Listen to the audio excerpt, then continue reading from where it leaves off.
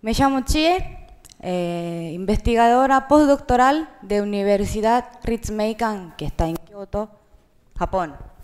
Soy japonesa, pero en esta oportunidad quiero comunicarme con ustedes en el idioma oficial de esta Copani, que es español. Aunque no tengo familiares en ninguna colectividad japonesa en afuera de Japón, me ha interesado y estudio la inmigración japonesa en este continente. Es un gran honor estar aquí como la primera disertante de esta 17ª Copani y quiero agradecerle a la gente de comisión por darme esta oportunidad y por trabajar muchísimo, pero muchísimo, para realizar este encuentro. Y a mí me toca hablar sobre el punto de vista del lado de Japón y voy a hablar del concepto Nikkeijin, que no es lo mismo que el de Nikkei que se usa actualmente en las comunidades japonesas en los países americanos, o mejor dicho, países delegados de Asociación Panamericana Nikkei. Como puse en el subtítulo de la charla, veremos Nikkeijin desde el punto de vista de Japón, como otra historia, otra mirada. Va a ser algo resumido de lo que he estudiado hasta ahora acerca de un tema bastante complicado y seguro que faltará decir algunas cosas, pero trato de aclararle una idea que no creo que se suele tenerse en cuenta en este continente. Vamos a empezar. Primero voy a precisar el objeto de la charla. Una simplificación. ¿Se escucha? Por un lado está Nikkei en katakana. Sí. Y en otro está Nikkeijin, no en kanji. Nikkei es el concepto en el lenguaje español, portugués o inglés, o sea, en las comunidades japonesas fuera de Japón. Se empezó a hablar del Nikkei alrededor de los años 80 y como saben casi todos ustedes, se refiere básicamente a descendientes de la inmigración japonesa. En cambio, Nikkeijin en kanji es una palabra del idioma japonés que usan los japoneses en Japón. Y esta charla se trata de esta última, Nikkeijin. Vamos a enfocarnos en el contexto histórico de esta palabra japonesa. Empezaremos desde la etapa de preguerra, que podríamos dominar como de pre-Nikkeijin. En las primeras décadas del siglo XX no existía el término, ni en las políticas migratorias del gobierno de Japón, ni en el periodismo sobre la emigración, tampoco en las comunidades del exterior. Se decía Kaigai Dojo para mencionar a la gente japonesa afuera del archipiélago. Kaigai quiere decir ultramar y Dojo quiere decir compatriotas. O sea, Kaigai Dojo sería compatriotas en el ultramar. Y también existía el término Zairyu Hojin, que significa connacionales residentes fuera de Japón, fuera del país. Y para distinguir a los mismos japoneses emigrantes de sus hijos nacidos con otros países, solía decirse Issei Nisei. Acá puse acá, ¿no? Issei Nisei. Bueno, saben todos. Pero había otro modo de referirse a los Nisei, Nisei. Y no era Nikkeijin, sino era Nikkei Shimin. Quiere decir, Shimin quiere decir ciudadanos. O sea, Nikkei Shimin literalmente se traduciría como ciudadanos de origen japonés. Y Nikkei, la primera parte de Nikkei Shimin, deriva de Nihonjin-kei, como una abreviación. Y bueno, para los que saben el idioma japonés no hace falta explicar, pero ni de Nikkeijin, de Nikkei corresponde a la primera parte de Nihon o Nihonjin. Y el kanji, la letra de Kei, significa la línea, ya sea de ascendencia o descendencia. Es decir, que Nikkei no era un sustantivo, como se usa mayormente en la actualidad, sino un adjetivo antes de la derrota de Japón en la Segunda Guerra Mundial.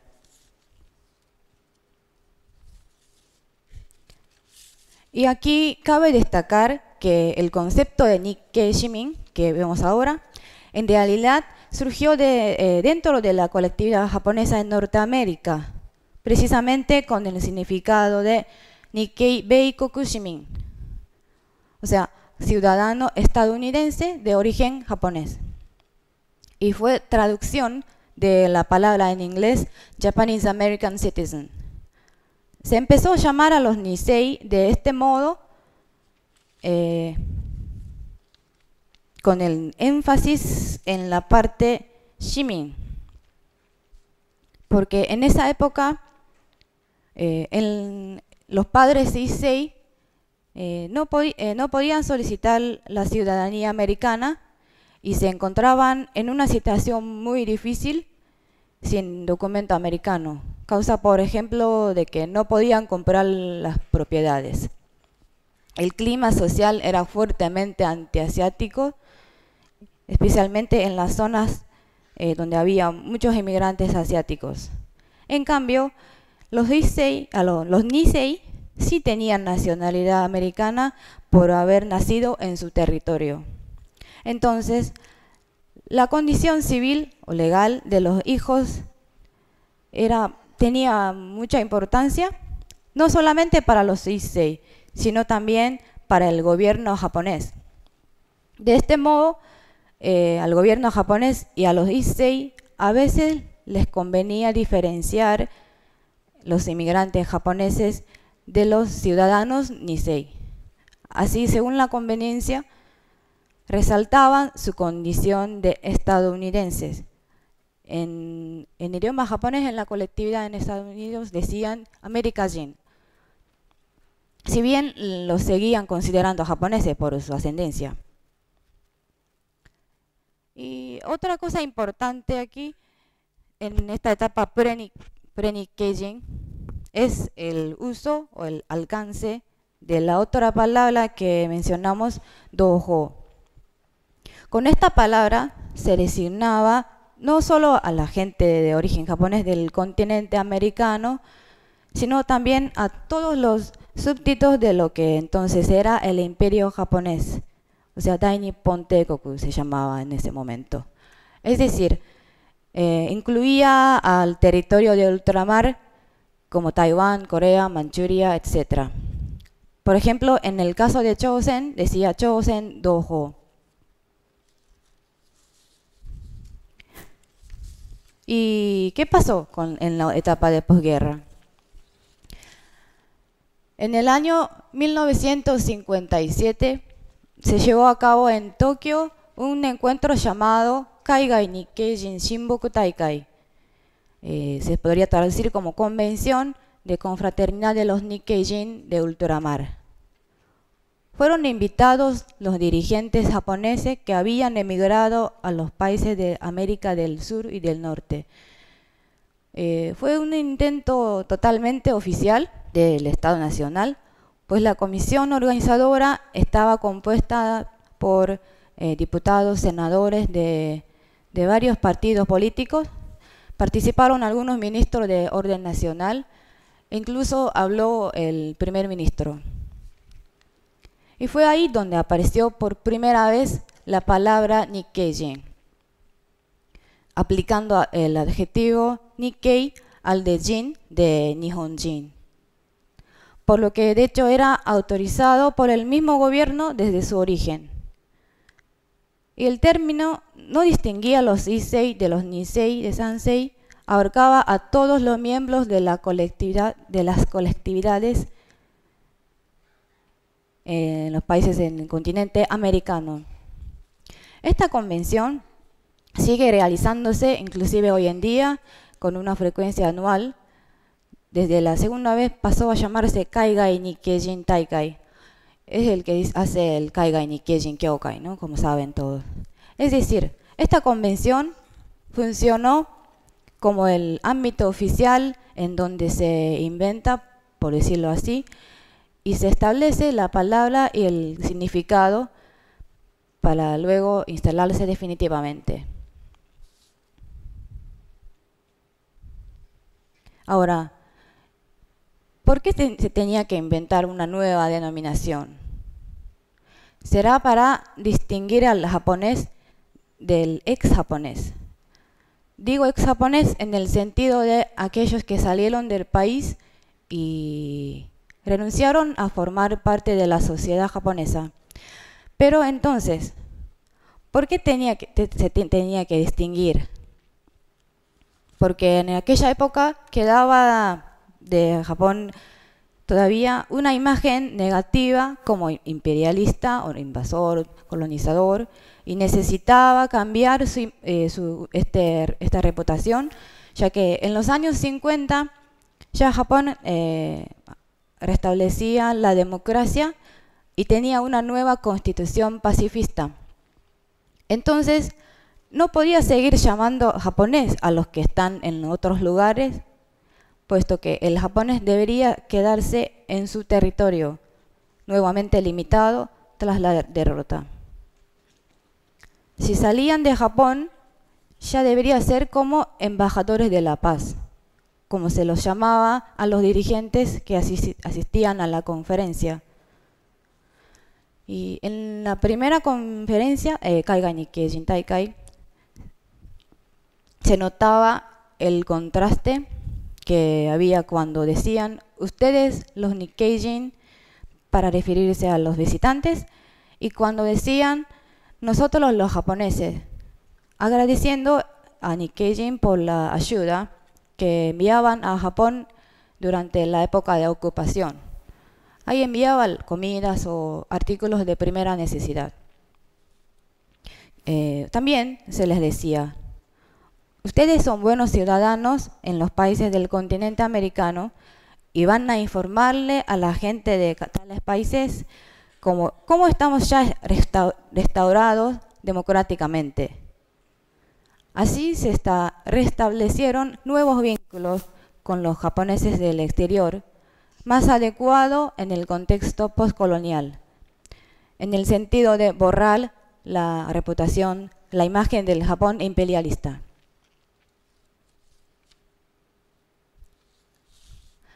Desde ahí hubo una especie de consenso en utilizar Nikkeijin como el término específico en los contextos como de las políticas migratorias, los trámites, los informativos, revistas o en los estudios académicos sobre la emigración y las comunidades japonesas en el exterior. Ahora, pasamos a otra etapa que podríamos llamar de transformación. Se trata de los años 80 y 90, o sea, época de Dekasegi. Como se sabe, se hablaba al principio de retorno a la patria o regresaron los Nikkeijin a Japón, ya que muchos de los primeros que fueron a Japón fueron los mismos japoneses emigrados y los Nisei que tenían nacionalidad japonesa. O sea, entraron a Japón como japonés. Luego fueron aumentando los descendientes con sus familias. Bueno, de este tema tiene mayor conocimiento el señor Alberto Matsumoto y muchas otras personas. Para facilitar la entrada y el trabajo de los Nikkeijin en Japón, hubo modificación de la ley de migración con la creación de una nueva visa, categoría de visa, una nueva categoría de permiso de residencia, llamada Teijusha, o sea, residente. Esta se conseguía entregando el koseki, el registro civil de Japón, de los padres, abuelos o bisabuelos que eran japoneses. La gran mayoría de los Nikkeijin que iban a trabajar a Japón eran de Brasil, seguidos por los peruanos. Entonces, con Nikkeijin, con esta palabra, se refería muchas veces a los Nikkei Brasilujin o Nikkei Perujin, como Nikkei brasileiros, Nikkei peruanos, con énfasis en la segunda parte. Esto quiere decir que el Nikkeijin, en ese contexto, era extranjero, más que ex-japonés, o más precisamente, trabajadores extranjeros. En japonés le dicen gaikokujin roudouja. Es así porque también el permiso de teiyusha no solamente se daba a los descendientes de japoneses, sino también a sus familiares sin ascendencia japonesa. Bueno, hemos visto hasta aquí la trayectoria de la palabra Nikkeijin en Japón muy rápidamente. A pesar de que es un tema realmente complicado y no es posible hablar de todos los detalles del proceso en poco tiempo. Pero siempre pienso que vale la pena intentar comprender y conocerlo. Hoy hemos intentado acercarnos un poco a lo que ha pasado en el otro lado del planeta en torno a esta palabra muy familiar a la gente en este lado. Bueno, para concluir, resumiendo en 2 puntos. Primero, a través de la política migratoria de posguerra, se estableció el término y el significado del Nikkeijin como ex-japonés, con la connotación de que ya no forman parte de la sociedad japonesa. Y en segundo lugar, a partir del fenómeno llamado de Kasegi, el término Nikkeijin se refería a los extranjeros que residen y forman parte de la sociedad japonesa, y después la revisión de la ley de migración se convirtió en una categoría legal del registro de extranjeros, la cual les permitía dedicarse a trabajos no calificados. Para concluir, podríamos decir que el concepto Nikkeijin siempre ha sido Kaigai Nikkeijin, solo que con la parte Kaigai tácita o sobreentendida, por lo que puede decirse que es una palabra hecha para los mismos japoneses, ya que decir ultramar no tiene sentido para quienes justamente viven en ultramar. Para los japoneses, Kaigai significa no solamente más allá del mar, como el significado de los kanji, sino que es sinónimo del extranjero. El concepto Nikkeijin, con el significado del extranjero incluido, resaltaría el hecho de la formación de comunidades de japoneses en el exterior. Al mismo tiempo, servía para destacar la calidad de representantes del Japón en cada país por parte de los inmigrantes. Al mismo tiempo,